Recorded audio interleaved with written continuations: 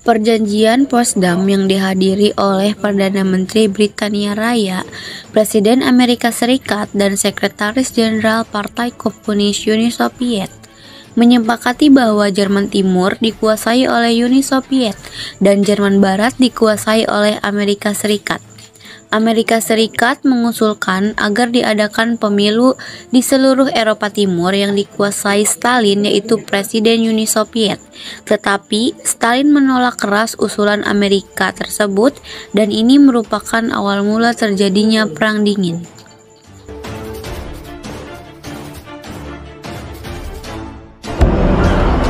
In 1947, the British announced that they could no longer afford to support the pro-Western governments of the Mediterranean in their fight against communism. If the U.S. could not take up the burden, the whole region was in danger of falling under communist rule. The Truman administration responded decisively. On March 12, 1947, the president went before a joint session of Congress to request aid for the countries of Greece and Turkey. The address sent a clear message to the Soviet Union. I believe that it must be the policy of the United States to support free peoples who are resisting attempted subjugation by minorities or by outside pressures. The free peoples of the world look to us for support in maintaining their freedom. If we falter in our leadership, we may endanger the peace of the world, and we shall surely endanger the welfare of this nation. Permisi Tuhan, Kuba mengusulkan agar diadakan di Jerman Timur, Tuhan. Kenapa mereka masih saja mengganggu? Anda harus menolaknya, Tuhan. Jika tidak, Uni Soviet akan tersingkir di pemilu, Tuhan. Siapkan segala sesuatunya besok, biar besok saya yang bicara. Baik, terima kasih, Tuhan. Sebuah pemberitaan yang dipilih bebas di Eropa Timur hanya akan menimbulkan anti-Uni Soviet. Untuk apa kita menimbulkan sesuatu yang akan menjadi bumerang bagi kita semua? Apa kalian tidak ingat kekejaman Nazi pada kita semua? Apa kalian ingin hal itu terjadi pada kita semua untuk kedua kalinya? Dengan alasan apapun, saya Joseph Stalin menekan untuk diadakannya pemilu di Eropa Timur. Setelah menyampaikan pendapat tadi, Stalin pun mengarahkan agen rahasianya di seluruh dunia agar memanaskan dunia dengan pentingnya perjuangan ideologi melawan eralis kapitalis.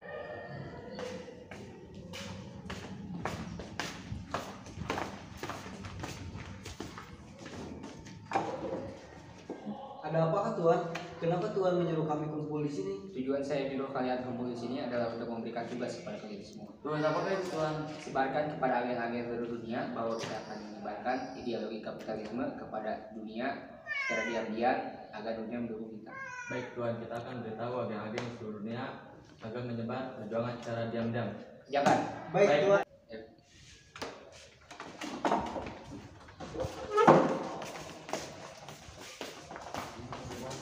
Very wonderful assembly.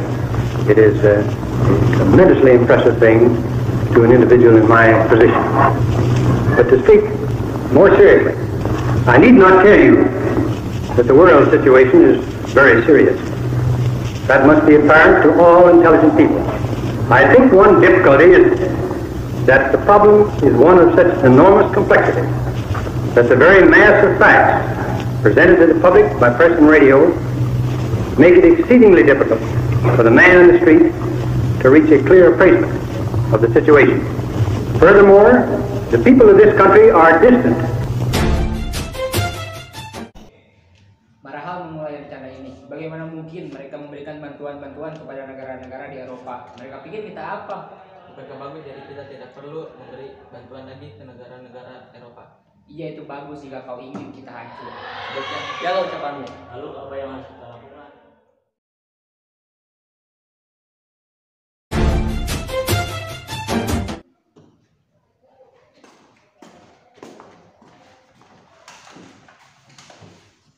Bagaimana rencana minggu lalu? Sudah 80% Tuhan, tinggal berjalan saja. Tunggu apa lagi, lakukan secepatnya. Tapi Tuhan, kenapa kita yang melakukannya? Apa kalian tidak yakin dengan semua ini? Tapi Tuhan, maksud kami. Kamu apa? Lakukan secepatnya. Jangan terlalu keras pada mereka. Ya Tuhan, mau ngomong kenapa Tuhan kemari? Saya hanya ingin memastikan rencana ini berjalan dengan lancar. Baik Tuan, saya yakin Tuan bakal puas dengan hasilnya. Jika hasilnya tidak memuaskan, apa boleh saya mengandung kalian semua di sini? Maksud Tuan, Pikir sendiri. Sekarang Korea Utara sudah kita kuasai dan republik kita akan segera kita kuasai. Korea Utara meminta bantuan kita untuk persenjataan ya Tuan. Itu bagus. Jika Korea Selatan kalah, kita akan menguasai Asia. Segera kirimkan bala tentara untuk melawan Korea Selatan agar kita bisa memenangkan perang ini. Baik Tuan. Tuan selalu mengatakan bahwa NATO telah menyebarkan fakta. Lalu apa yang harus kita lakukan? Dalam hal ini, kita harus menguasai kekuasaan dan ketahanan dari negara-negara yang kita kuasai. Pada 5 Maret 1953, Joseph Stalin, pemimpin Uni Soviet kedua, wafat di usia 74 tahun setelah terserang stroke. Setelah 4 hari masa berkabung nasional, Stalin diberi upacara pemakaman negara dan disemayamkan di Mausoleum Lenin pada 9 Maret. Nikita Khrushchev, George Malenkov, Vyacheslav Molotov, dan Lavrenti Beria memimpin proses pemakaman tersebut. 1956, perpecahan Tiongkok dan Soviet karena Soviet tidak mau membantu program angkasa Cina. 1957, Soviet meluncurkan Sputnik ke angkasa. Peluncuran Sputnik ini mulainya perlombaan angkasa antara Uni Soviet dan Amerika Serikat.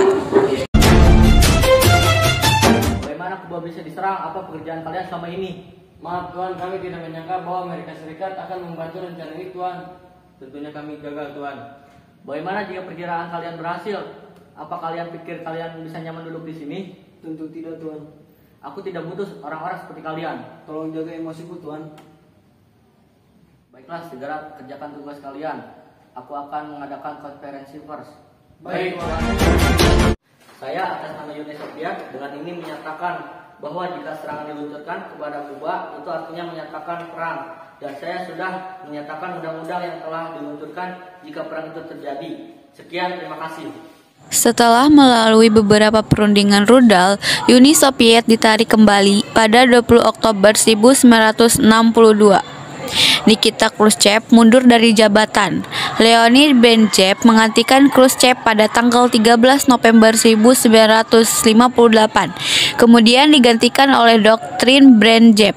Doktrin ini diumumkan untuk menjustifikasikan invasi Uni Soviet ke Cekoslowakia pada Agustus 1968 yang mengakhiri pergerakan musim semi Praha dan intervensi Uni Soviet sebelumnya. Intervensi tersebut dimaksudkan untuk mengakhiri upaya liberalisasi dan pemberontakan. Namun, pada praktiknya kebijakan ini membatasi kemerdekaan negara-negara komunis yang menjadi satelit Uni Soviet. Negara-negara tersebut tidak diperbolehkan meninggalkan fakta Warsawa ataupun mengganggu monopoli kekuasaan Partai Komunis. Brezhnev bertemu dengan Nixon di Moskow. Antara kedua belah pihak menghasilkan dua kesepakatan mengenai pengawasan penggunaan senjata, yaitu SALT I, Fakta Pembatasan Senjata Konferensi pertama yang ditandatangani oleh kedua negara adidaya, dan Traktat Peluru Kendali Anti-Balistik yang mengatur mengenai pembatasan sistem peluru anti-balistik yang digunakan untuk mempertahankan wilayah terhadap senjata nuklir yang dibawa misil. Ini bertujuan untuk membatasi pengembangan anti peluru kendali anti-balistik dan rudal nuklir berbiaya mahal. Dalam perundingan tersebut, kedua pemimpin negara, yaitu Presiden AS Ronald Reagan dan Sekretaris Jenderal Soviet Mikhail Gorbachev, disertai oleh seorang penerjemah, sepakat untuk mengurangi persenjataan nuklir di masing-masing negara sebesar 50%. Perundingan kedua, konferensi tingkat tinggi Reykjavik, Islandia. Perundingan tersebut jalan lancar hingga pembicaraan bergeser ke arah strategi inisiatif pertahanan Reagan yang ingin dieliminasi oleh Gorbachev. Namun, Reagan menolaknya. negosiasi akhirnya gagal. Dalam perundingan ketiga pada tahun 1987, kedua belah pihak berhasil menemukan terobosan dengan ditandatanganinya Traktat Angkatan Nuklir Jangka Menengah. Traktat ini menghapuskan keberadaan semua senjata nuklir, rudal balistik, dan rudal jelajah di kedua belah pihak dengan jarak antara 500 dan 5.500 km beserta infrastrukturnya. Pada tahun 1980, ketegangan antara timur dengan barat mereda dengan cepat. Tahun 1989, bertempat di Moskow, Gorbachev dan pengganti Reagan menandatangani Perjanjian START I yang mengakhiri perlombaan antar kedua negara. Tahun 1985, Mikhail Gorbachev diangkat menjadi Sekjen Partai Komunis. Setelah menjadi Sekjen Partai Komunis, Gorbachev membuat kebijakan yang dikenal Perestroika dan Glasnost. Saya akan membacakan kebijakan baru, yaitu Perestroika dan Glasnost. Kebijakan ini akan membawa Uni Soviet lebih baik dari sebelumnya. Sekian, terima kasih.